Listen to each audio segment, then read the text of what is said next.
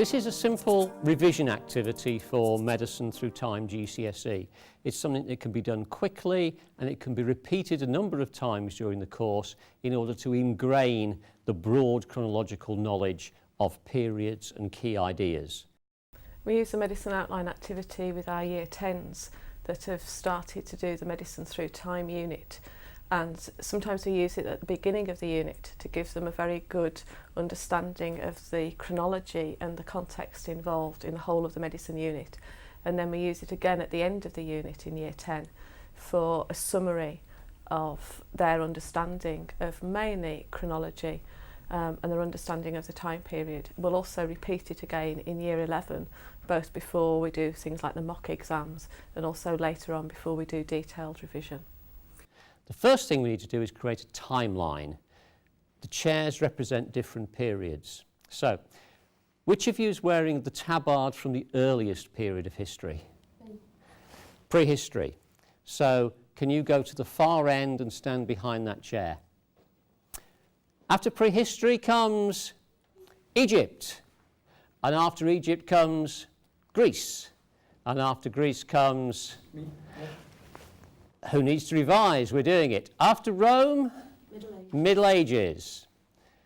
And from the Middle Ages we move to the Renaissance, and then into the 19th century, and finally the 20th and into the 21st century. So we've created our timeline. How long do you think that people on average live today? What's the average life expectancy? 75. About 75? Anybody would think you'd done this before. There you go. If you'd like to put that down on the chair. End of the 19th century, Eleanor, what do you think the average life expectancy? Probably about 50. Probably about 50. Talk about being well prepared. There we go. And prior to that, Around 40. about 40. And basically, that's the average life expectancy back through time. Although the earliest periods we aren't too sure about. So if you could put those down there, if you had the right hairstyles in the right situation, you could wear them on your heads depending how silly you were prepared to be. Okay, we now need to identify the key ideas of each period so we can look for continuities and changes over time. So, which of you feel that public health was a big idea in your period? Is it just one or more than one of you?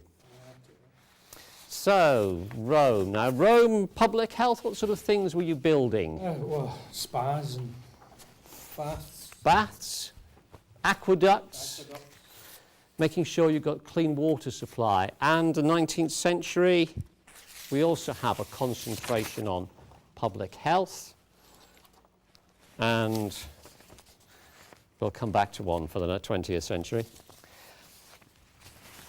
Natural causes, the idea of the four humours, when does that begin? That begins with the Greeks. That's associated with the name of Hippocrates. And does that idea finish with the Greeks or does it continue? Does it continue in the Roman period? Yeah. Continues in the Roman period. If you hold that for me through the work of Galen, and Galen keeps that idea going because in the Middle Ages they're reading the books of Galen and they're continuing to read the books of Galen during the Renaissance, even though ideas are being challenged. Which period does germ theory become important? 19th. That's in the 19th century. Who discovered germ theory? Louis Pasteur. Louis Pasteur. Tradition, we're going back a bit. Tradition, which period was tradition very important when people didn't challenge ideas other than with the greatest reluctance? Middle Ages. Middle Ages? So tradition, a key idea in the Middle Ages. That doesn't mean there weren't any developments or improvements, but there was a great concern for continuity. But inquiring experiments, something different, when does that come in? That's a key Renaissance idea.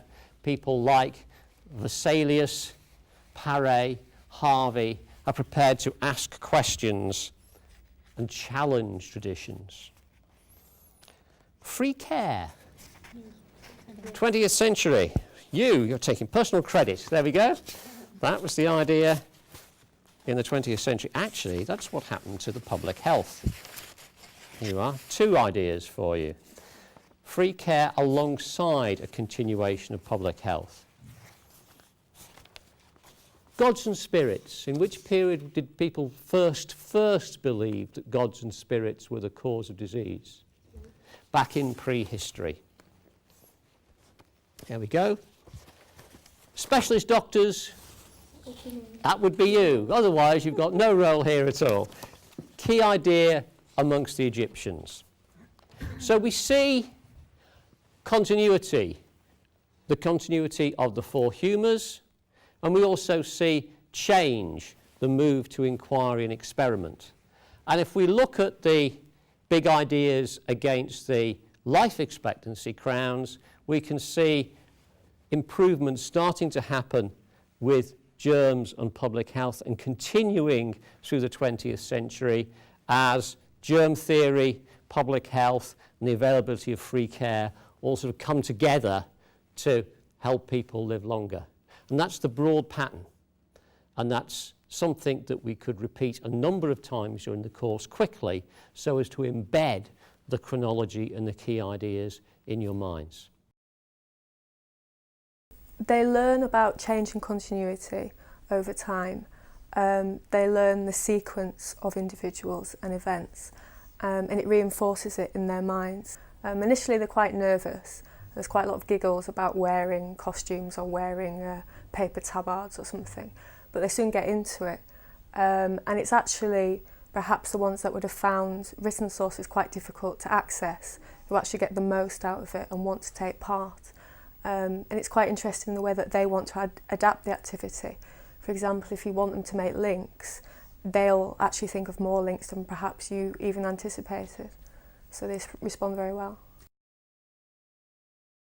The way in which we've done it is to put cards on the wall. So we get a long wall and we put time periods along the wall, which we go from ancient times to the present day.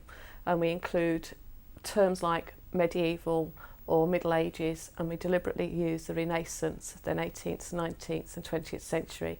Then we give the children tabards with people on, the names of the people, the big people in history like Jenner, Fleming, Koch, Vesalius, Harvey, Parry, and so on and so forth. And then we get them to stand under the relevant time period.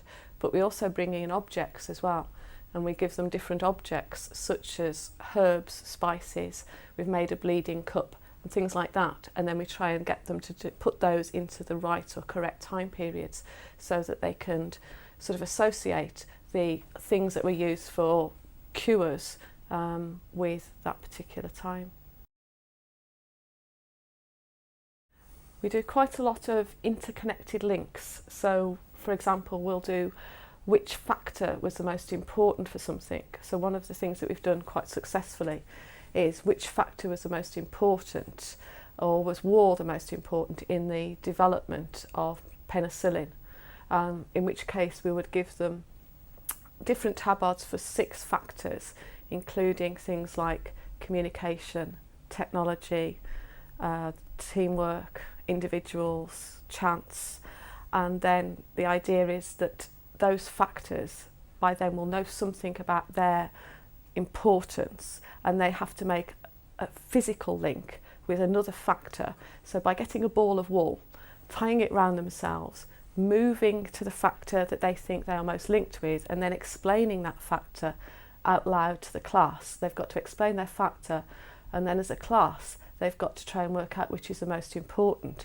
in doing something like a ranking exercise, a triangular ranking exercise with 1 as the most important, 2 equals second and 3 at the bottom. But then they've got to make a judgment as to whether war is the most important factor.